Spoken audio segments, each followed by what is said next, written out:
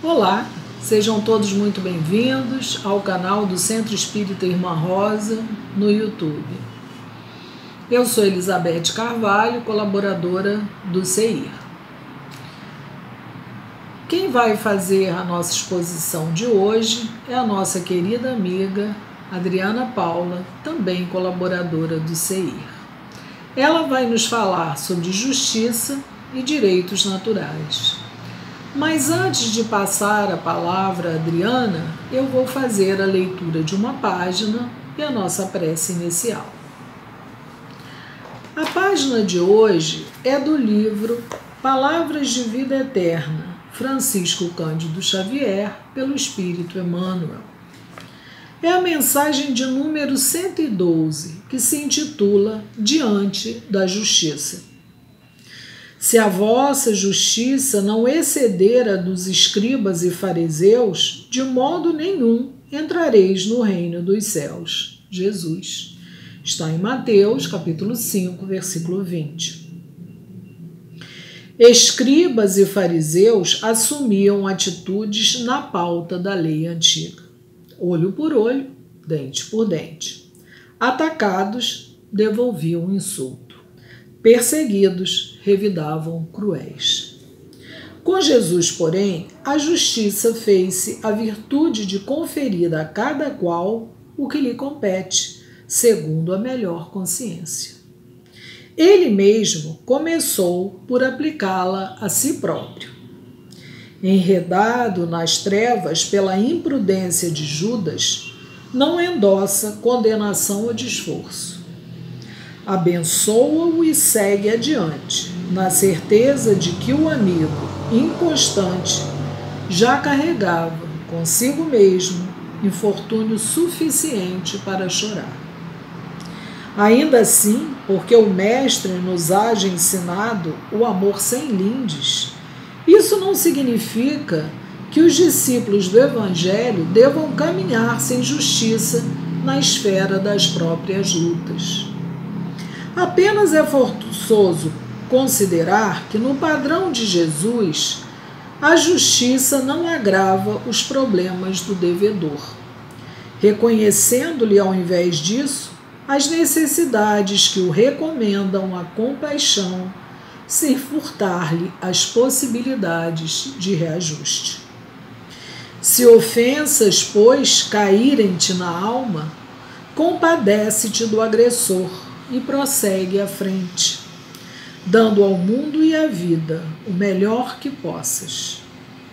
Aos que tombam na estrada, basta o ferimento da queda, e aos que fazem o mal, chega o fogo do remorso a comburir-lhes o coração.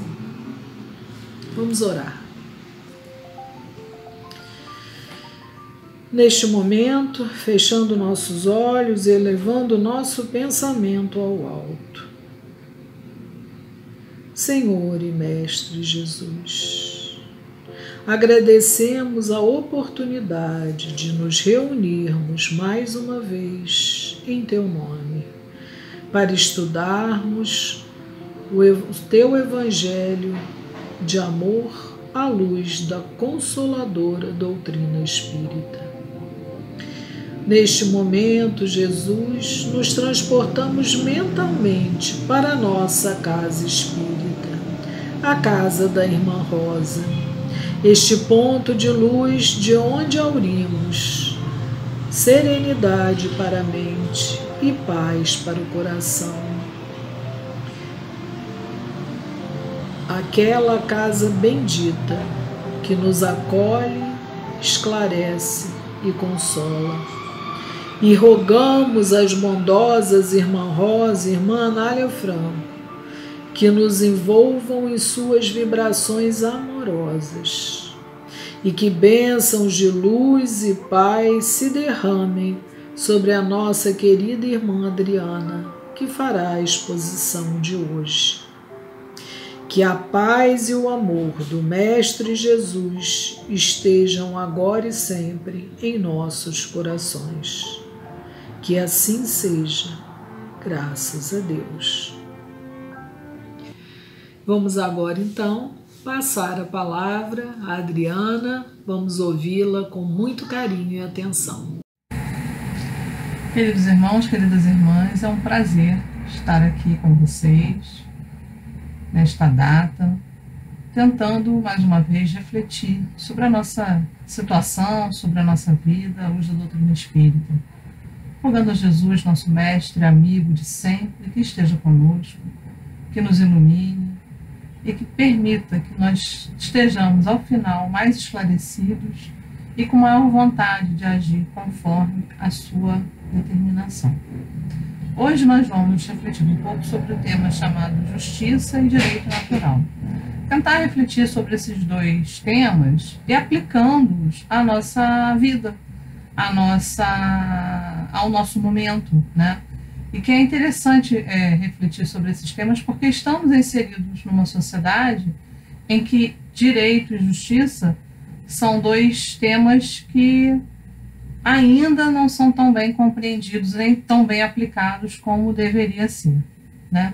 Então a nossa proposta é refletir um pouquinho sobre esse tema. É bem importante, quem puder ler aquele livro do Rodolfo Caligares, As Leis Morais, é bem interessante, ele trata bastante desse tema. No Livro dos Espíritos nós temos um capítulo especificamente sobre isso, eu vou passar para você aqui, é o livro 3º, ele fala sobre as leis morais, e ele fala um pouco sobre o direito natural também. Então é interessante a gente dar uma lidinha nesses assuntos. Tem as questões de 614, 620, muitas questões que tratam desse tema que são interessantes da gente refletir. Primeiro, eu acho que a gente pode tratar do que é o conceito de justiça e o conceito de direito, né? De lei natural, de direito natural. E eu vou dar aqui para vocês um conceito de justiça que está no dicionário, né? Eu vou ler para vocês. O que é justiça? Justiça é aquilo que é conforme o direito, está no Aurélio. É a virtude de dar a cada um aquilo que é seu. Vejam só, é dar a cada um o que é seu. Já vai ligando da gente alguns conceitos que a gente tem lá de Jesus, né? Jesus diz o que é justiça: fazer ao outro aquilo que gostaríamos que nos fizessem. É similar, não é o mesmo, mas é similar. E o que é direito natural? Direito natural é aquilo que é inerente à natureza do ser humano. Esse conceito de direito natural é um conceito que há muito tempo ele é discutido, não é algo que é novo, né? Ele é um conceito que vem lá dos pré-socráticos, né? Era discutido na Grécia Antiga sobre o que é um direito natural. Então, alguns historiadores remontam essa discussão sobre o que seria direito natural a Heráclito, imagina, no século VI a.C. E ele dizia que é um direito, esse filósofo dizia que é um direito que é reconhecido, ele é reconhecido por uma existência universal. Platão, que vem um pouco depois, diz que a ideia de justiça deriva da ideia do bem, que se submete a uma ideia divina de ordem jurídica universal. Vejam que há todo um arcabouço de pensamento filosófico acerca do direito natural e acerca da justiça. Porque são sempre questões que o ser humano se preocupa, né, com elas. São questões que o ser humano se preocupa com elas. Os homens têm deveres e direitos independentes das leis positivas. Olha que interessante. Isso é um pensamento do século II a.C. Ou seja, dá uma diferença, dá uma dicotomia, vamos dizer assim, entre o que é a lei positiva, aquilo que está nos códigos, e aquilo que é o nosso sentimento de justiça, o nosso sentimento do que é certo. Então, nós temos direitos e deveres além daqueles que estão propostos na legislação, aqueles que estão propostos como leis positivadas, que nós chamamos, leis escritas, leis positivadas. Nós temos mais direitos e mais deveres do que aqueles que estão previstos nas leis. Isso é um pensamento muito antigo, não um pensamento novo. Alguns ainda, refletindo sobre esse assunto, já mais para a Idade Média, vão refletir dizendo que a justiça tem fundamento na razão. A justiça tem fundamento na razão. E é um fundamento tão arraigado na nossa razão que mesmo que a gente não tivesse a ideia da existência de Deus, ele ainda existiria, a justiça ainda existiria.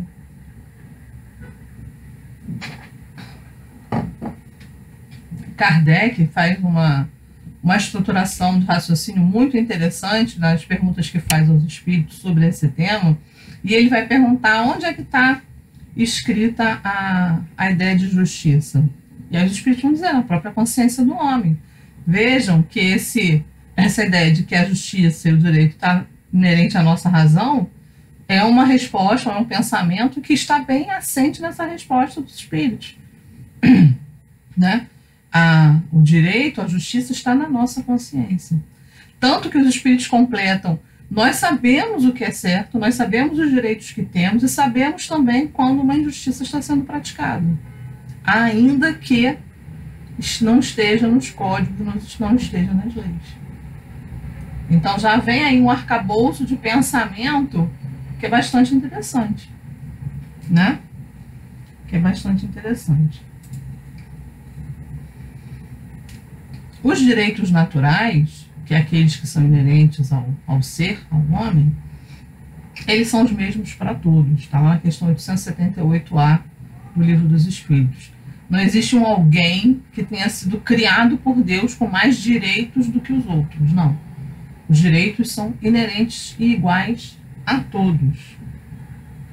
E são eternos. Isso é um ponto que a gente vai tocar bastante aqui na frente, porque a gente tem uma tendência a compreender os direitos naturais como o direito que está escrito, e não é verdade.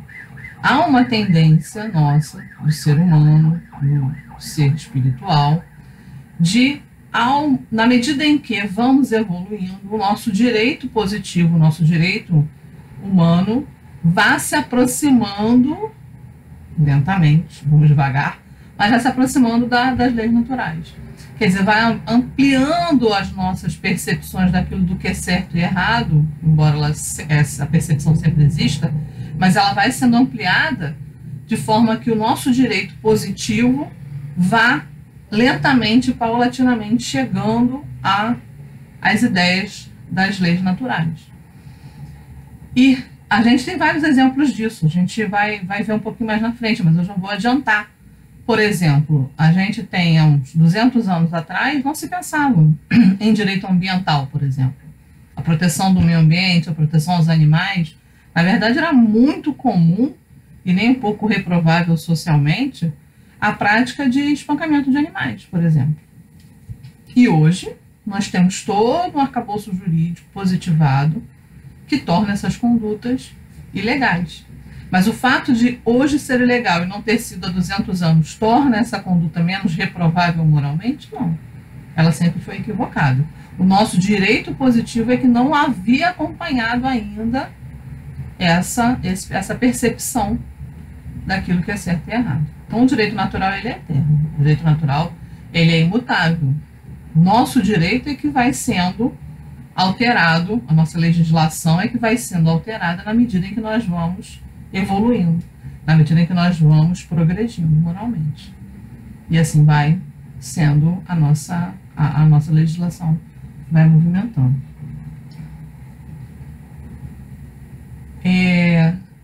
Onde é que está escrita essa lei natural? Né? Onde é que está escrito esse conceito de justiça? Os espíritos já disseram na nossa consciência. Jesus também disse muito claramente. Na verdade, ele disse em duas oportunidades, né? Bem claro.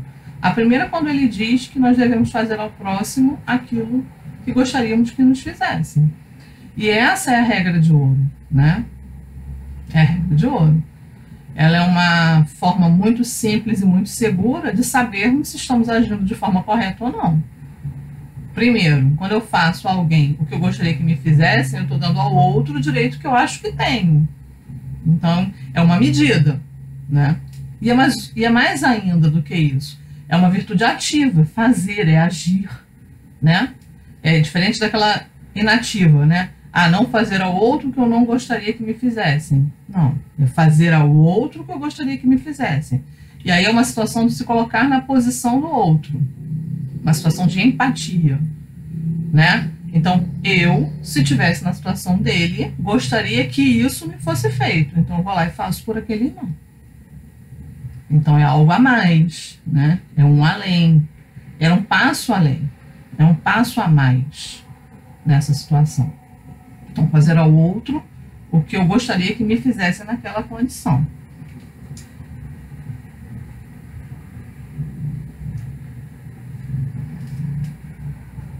É interessante, tem uma questão, vou ler para vocês, a 618 do Livro dos Espíritos, que Kardec pergunta assim: as leis divinas são as mesmas para todos os mundos? Nós sabemos que muitos mundos são habitados, há muitas moradas na casa de meu Pai, nos disse Jesus. Seria uma incongruência imaginar que o universo cheio de estrelas, cheio de planetas, fosse só uma criação inútil. Não, é uma criação útil porque Deus não faz nada que seja inútil. Isso é um raciocínio muito simples. Então, existem outros mundos habitados, óbvio, né? E aí Kardec pergunta, é uma pergunta muito interessante: a lei natural é a mesma em todos os mundos? E aí nos dizem os espíritos, eu vou ler a resposta. A razão nos diz que elas devem ser apropriadas à natureza de cada mundo e proporcionais ao grau de adiantamento dos seres que os habitam. Então, aí a gente já pode fazer uma divisão nas leis naturais, que eu acho bem interessante da gente fazer agora, né? A gente tem dois tipos de leis naturais. Nós temos as leis naturais que regem o mundo material, que regem o mundo físico, e essas leis são estudadas pela ciência, né? Que aí os espíritos, uma questão logo a seguir a essa, dizer assim: olha, o aprendizado dessas leis, ele demora, porque, né, a gente tem que ter ampliar a nossa capacidade de compreensão de tal maneira que muitas vidas, muitas existências, muito tempo de estudo será necessário para a compreensão das leis físicas, das leis naturais que regem o mundo físico. E temos as leis morais, as leis que regem a nossa relação entre nós, né, seres, entre nós e a divindade. E esse é o estudo das leis morais. Então, existe uma dicotomia e uma divisão, né? A gente vai focar bem mais, obviamente, nas leis morais, que são aquilo que nos interessa nesse estudo, né?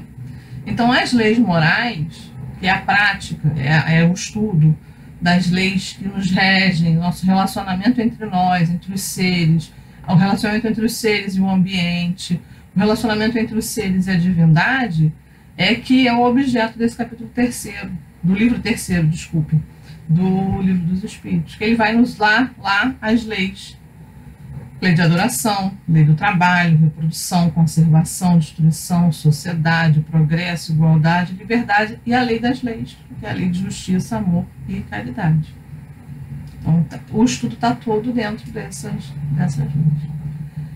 E o Kardec fala uma coisa muito interessante no Evangelho segundo o Espiritismo, no capítulo 11, que a prática da máxima de fazer ao outro aquilo que gostaríamos que fizesse, a observância da caridade, do amor ao próximo, ele diz que a prática dessas máximas leva à destruição do egoísmo, que é o nosso objetivo, né? Vamos lá, que a gente sabe que estamos aqui encarnados com um objetivo, que é a evolução espiritual. E para evoluirmos espiritualmente temos que matar as duas chagas da humanidade, como nos diz Emmanuel, o egoísmo e a vaidade. Então Kardec diz que a prática do amor ao próximo e de dar a ele, fazer a ele aquilo que eu gostaria que me fizesse, a prática dessas duas máximas, ela vai fazer com que a gente destrua o egoísmo. Então já tem um ponto aí bem interessante. E aí ele continua: quando os homens as tomarem como normas de conduta e como base de suas instituições, compreenderão a verdadeira fraternidade e farão reinar a paz e a justiça entre eles. Vejam, nós estamos falando de um mundo em que existirá paz e justiça.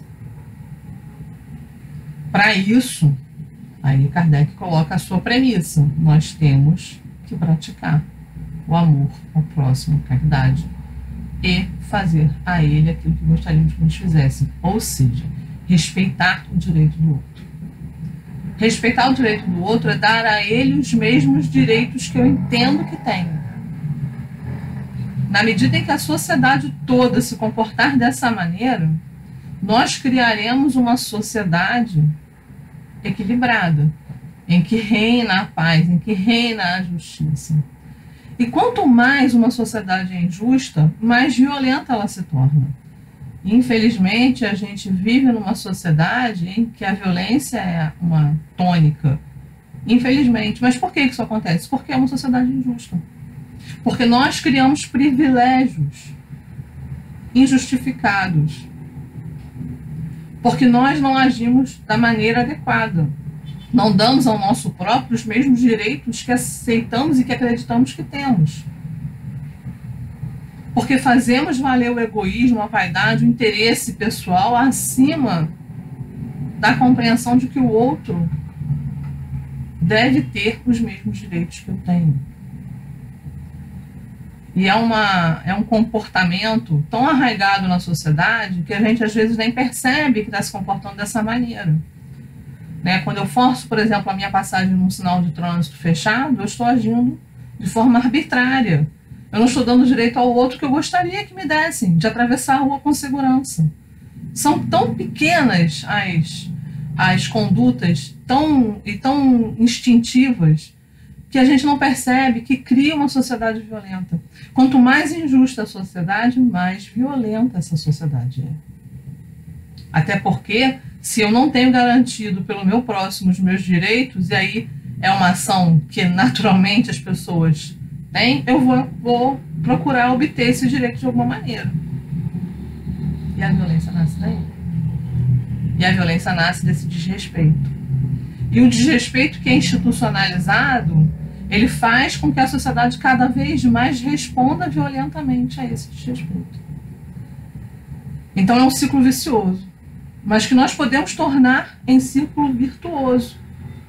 Se nós invertermos a lógica, se nós passarmos a nos comportar de maneira a que o próximo obtenha aquilo que ele tem direito, porque ele tem direito, da mesma forma que eu tenho direito, se eu começar a me comportar de forma adequada na sociedade, a violência naturalmente ela vai sendo reduzida. Então é um comportamento que muita gente espera que a violência se resolva porque por ações do Estado. Ações do Estado são necessárias? São, é para isso que ele existe, né? Mas também são necessárias ações individuais, do comportamento individual, do comportamento de cada um de nós. Então, quanto mais injusta uma sociedade, mais violenta ela é. E muita gente não entende que a vida social, a vida em sociedade, óbvio que ela nos dá direitos, mas esses direitos nos impõem deveres, que são recíprocos. Eu tenho direitos e tenho deveres. Tenho os meus direitos e o dever de respeitar o direito do outro. Minha mãe, quando a gente era menor, falava: tem que ter liberdade com responsabilidade. E é isso, é liberdade com responsabilidade. E a doutrina espírita vem nessa função de nos esclarecer, nessa função de nos guiar, né? Porque fazendo com que nós pensemos, fazendo com que nós reflitamos sobre a nossa conduta, ela vai nos ajudando a mudar a nossa forma de agir. E ela vem, e é bem interessante, como uma disciplinadora da nossa liberdade. Olha que interessante. Porque ela vai nos dizer que ainda que eu pratique um ato que socialmente é aceitável, ou que não haja uma punição da lei positivada, né, da legislação que vige na nossa sociedade, se essa conduta for uma conduta moralmente desaprovada, eu vou ter consequências. Interessante, né? No livro Ação e Reação, do André Luiz, ele fala muito sobre isso. Da identificação de que a uma ação nossa corresponde uma reação. E toda vez que nós violamos a lei natural, a lei divina, nós entramos em desarmonia com ela, torna necessária a nossa reparação. A reparação do erro. A reparação daquele fato, daquele ato. E muita gente acha que isso é uma questão de punição, é uma questão de pena. E aí eu vou discordar um pouquinho, né? Embora nós, humanos, encarnados nesse plano tão limitado ainda, tão difícil ainda, tenhamos uma tendência a achar que alguém só consegue reparar um erro através de uma pena, de uma punição, esse conceito tem que ser ampliado, porque Deus não visa nos punir. Deus visa nos educar, nos instruir, nos tornar seres melhores. Então, a forma de reparar nem sempre é através da punição, nem sempre é através da dor. Muitas vezes é porque nós ainda precisamos dela para aprender. Mas a forma de educar do Pai é através do amor. Ele nos incita a amar. Ele nos incita a mudar de comportamento de maneira que possamos retribuir aquele erro que fizemos com o bem. O amor cobre a multidão de pecados. Eu sempre falo isso. Porque é uma forma de entender o Pai, a bondade divina, a sua misericórdia, com uma amplitude muito maior do que a nossa limitação de achar que tudo merece punição. De que nós precisamos de uma pena para acertarmos os nossos equívocos. E não é verdade. Não é verdade. Né? Muitas vezes a nossa recuperação lá vem em forma de amor. Em forma de amor. E é assim que funciona. Né? Agora, é interessante também que a gente reflita que a nossa responsabilidade ela é tão maior considerando o grau da nossa capacidade de compreender que é aquele ato equivocado.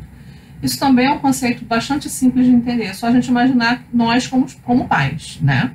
Nós não punimos uma criança de 2, 3 anos que faz uma bobagem, da mesma maneira como nós repreendemos uma criança de 12, 13 anos que faz a mesma bobagem.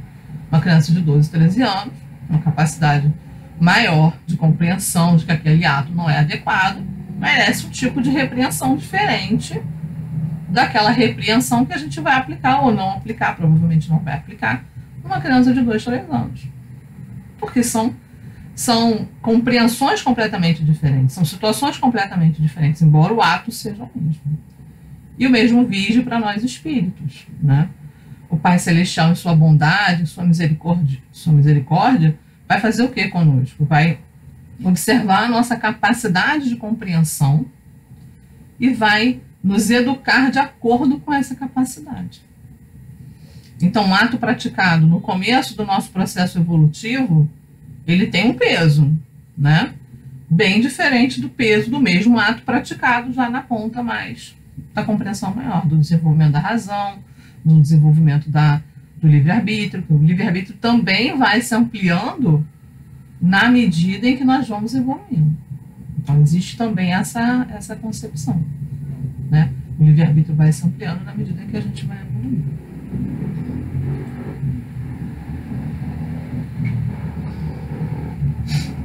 Quanto mais esclarecida a criatura, tanto mais responsável. Entregue naturalmente aos arestos da própria consciência, na terra ou fora dela, toda vez que se envolve nos espinheiros da culpa. Nos diz Emmanuel na introdução do livro Ação e Reação, do André Luiz, ditado por André Luiz Achille, né? E é isso que eu acabei de falar. Então, quanto mais esclarecida é a criatura, mais responsável ela é. Mais esclarecida. Quanto mais esclarecida, mais responsável. Então, nós estamos chegando num conceito de que existem direitos naturais e os espíritos nos dão um exemplo de 2 direitos que a gente tem, assim, né, natural. Direito à vida. O direito à vida é o primeiro direito que nós temos. Por quê? Porque temos que estar aqui encarnados para evoluir. Esse é o objetivo. E o segundo que eles nos dão é o direito à propriedade, desde que, e aí tem interessante, desde que adquirida sem causar dano a ninguém. E aí a gente pode dizer que isso é o direito ao trabalho.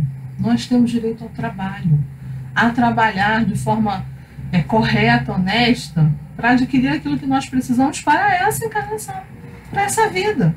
Porque se nós estamos aqui no mundo físico, no mundo material, precisamos dos acessórios materiais para o nosso processo de evolução. para o nosso processo de desenvolvimento. Então, os espíritos já nos dão essas duas bases na qual pensar. Né? É bem esclarecedor isso. Então, quando nós estamos pensando em direito natural, nós estamos pensando naquele direito que é inerente ao homem, porque ele vive, é o direito dele. Nós estamos pensando que esse direito é aquele que nós temos que preservar para o nosso próximo, para dar a ele aquilo que eu entendo que eu tenho direito. Então, já estamos com essas bases. Nós temos também a ideia que Kardec nos diz que praticando essa máxima, praticando o amor, porque uma coisa relaciona-se à outra, né? Praticando o amor, eu vou trabalhar para extinguir o egoísmo.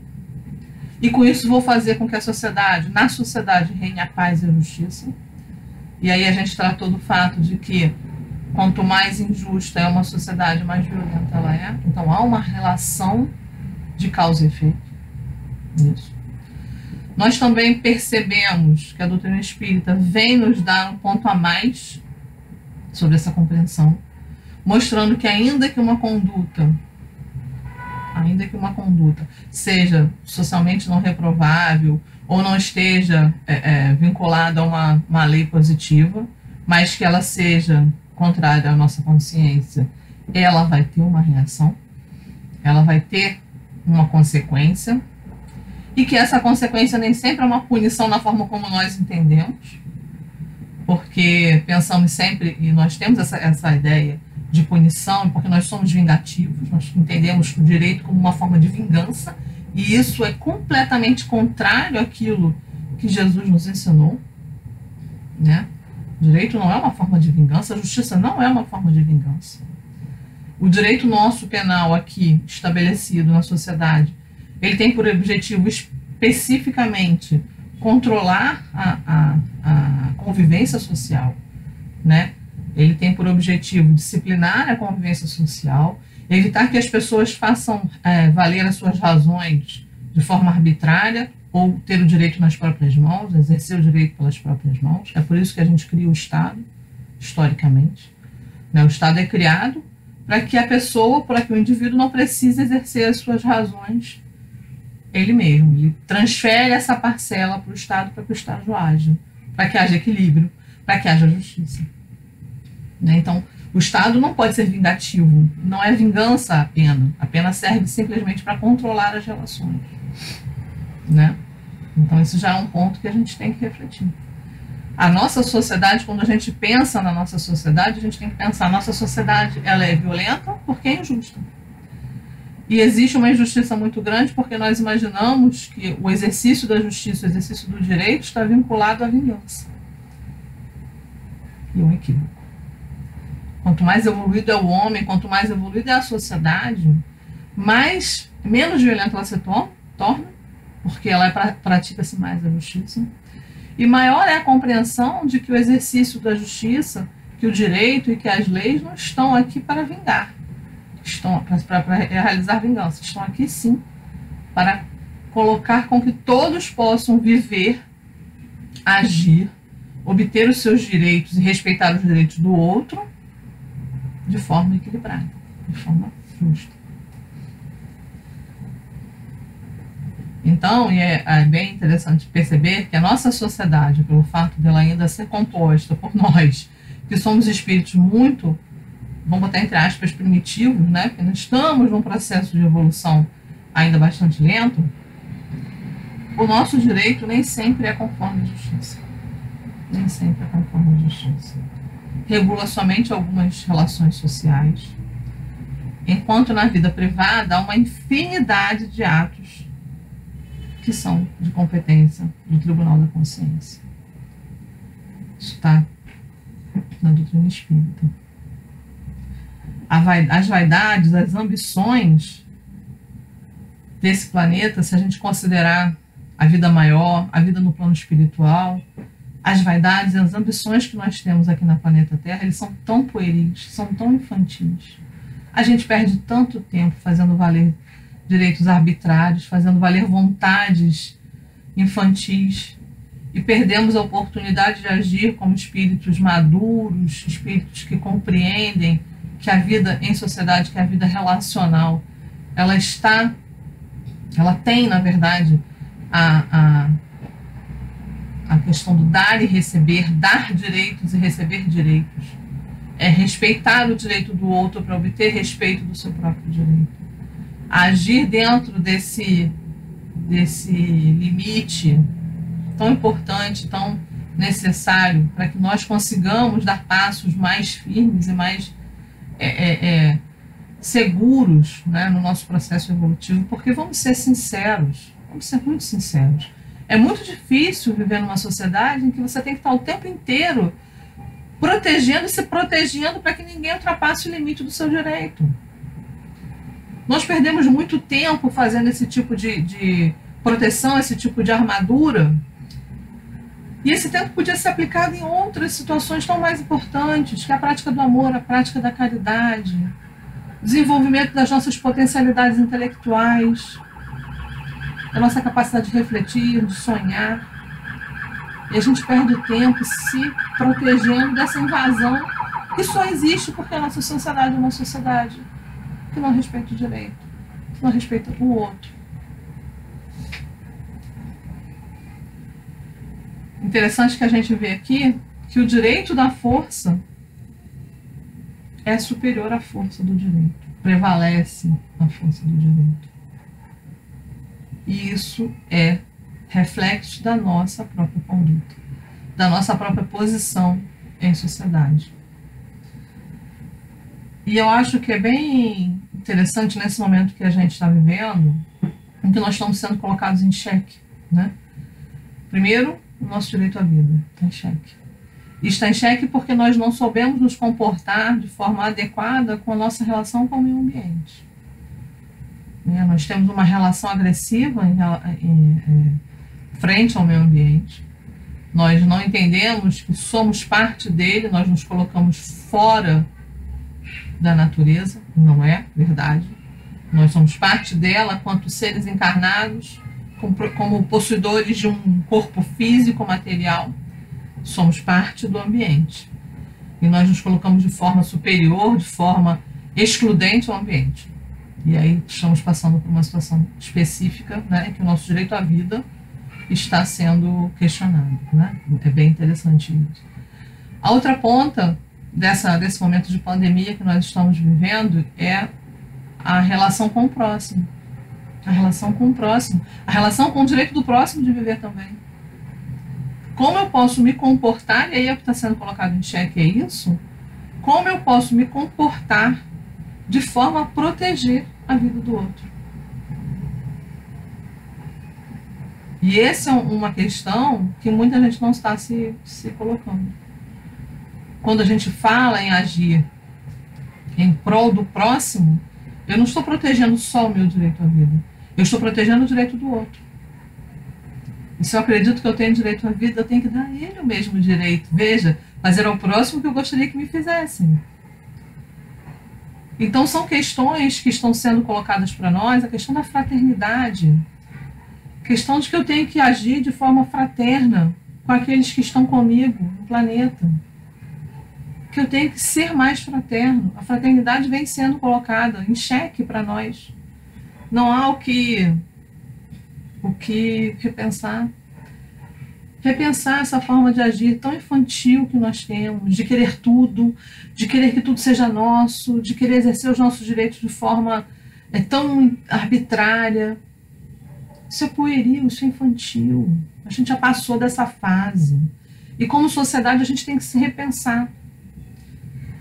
Então a justiça, esse sentimento que todos nós temos, que nasce conosco, que está na nossa consciência, ele tem que ser aplicado no nosso convívio social, sabe? Dando ao próximo aquilo que eu gostaria que me dessem. É fazer, é agir, é uma virtude positiva. E trabalhar nessa virtude para desenvolver aquilo que eu preciso para a minha própria evolução espiritual, né? Que é fazer o egoísmo e a vaidade serem extintos. Muitas vezes eu vejo discussões muito intensas na forma como nós vamos reagir à violência.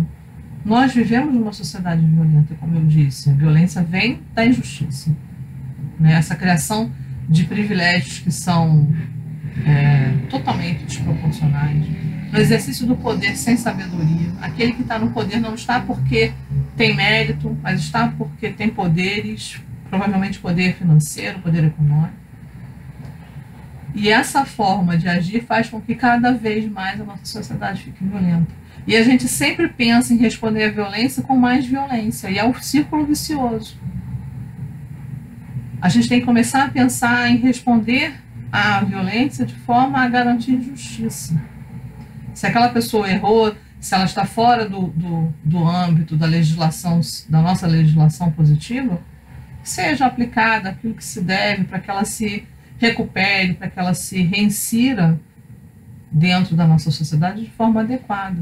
Nós vamos agir com justiça e não com vingança. Esse é um ponto que eu sempre acho que a gente tem que repensar, especialmente aqueles que conhecem a mensagem de Jesus. Que Jesus, em momento algum, a gente tem que sempre pensar nele, porque ele é o nosso modelo. Jesus, em momento algum, ele agiu de forma a se vingar. Na verdade, ele pediu perdão a Deus por nós, pelos nossos equívocos, porque nós não sabemos. E aí está aquela ideia de que a gente é responsável na medida do nosso esclarecimento. Então, Jesus diz assim: Senhor, perdoa-os porque eles não sabem o que estão fazendo. A gente não sabe o que está fazendo. Ele perdoou, ele não foi vingativo. Não foi vingativo. Né? Quando a mulher vai ser apedrejada, ele pergunta se alguém ali está isento de erro.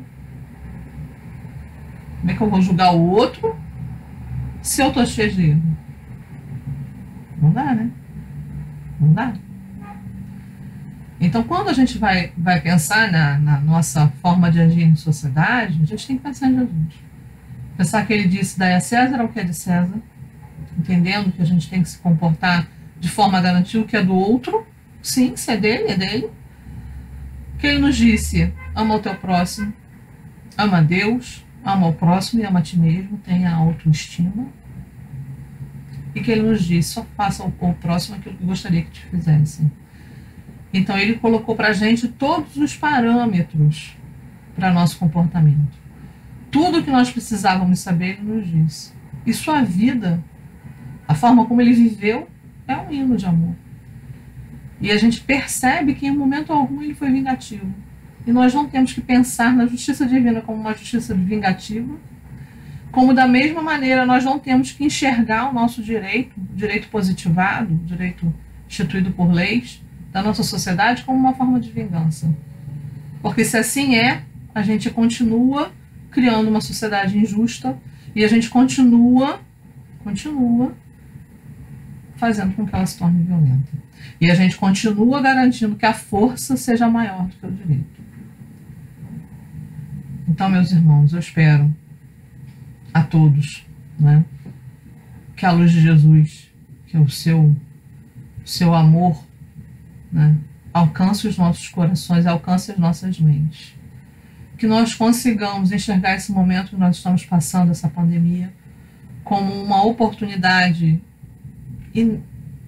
maravilhosa de mudarmos a nossa forma de pensar e de nos comportarmos diante de nós mesmos, diante do nosso próximo, garantindo o direito que todos nós temos à vida, dando ao próximo os direitos que nós gostaríamos de ter, né? Que esse momento seja um momento realmente de renovação individual, mas especialmente de renovação da nossa sociedade.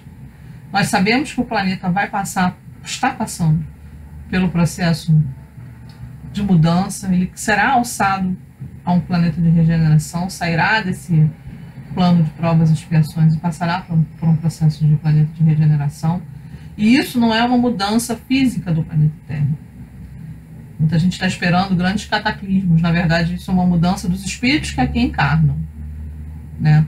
Então, que nós estejamos no caminho correto para estarmos inseridos nessa mudança que o planeta vai passar, para que possamos estar aptos a habitarmos um planeta de regeneração, sairmos desse âmbito de provas e expiação. E para isso, nós precisamos extirpar o egoísmo e a vaidade. Vejam como todos os temas estão relacionados, como todas as questões estão interrelacionadas. né? Praticar o amor, dar ao próximo o direito que ele tem, sabendo que nós estamos com esses conceitos de justiça na nossa consciência, proporcionar através disso o fim do egoísmo e da vaidade, tornar a nossa sociedade uma sociedade mais justa, menos violenta. Agir com fraternidade, agir com amor. Eu espero que Jesus nos ilumine nessa jornada, fazendo com que ela seja uma jornada de sucesso para nós individualmente, nós como sociedade, nós como espíritos no processo evolutivo.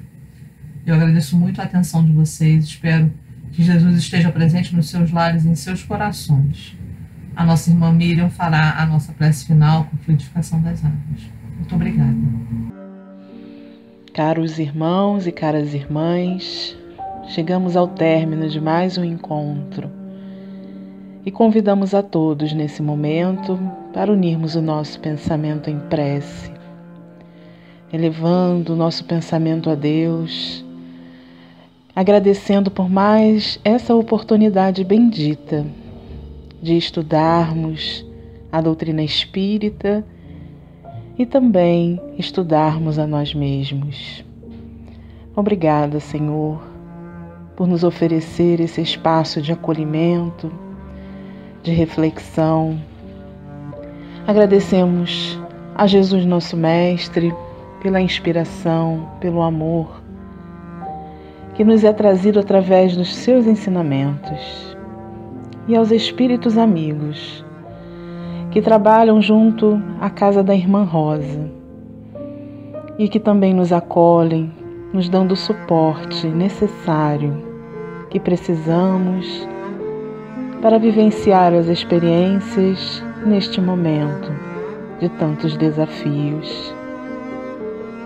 E assim, elevamos também o nosso pensamento junto às vibrações maravilhosas e benditas que neste momento envolvem o nosso lar, fluidificando as nossas águas e nos convidando a permanecer em estado de prece ao longo do nosso dia, nas nossas atividades, juntos àqueles que convivemos, levando também os benefícios que aqui colhemos, juntos a tantos corações em sofrimento e esperança.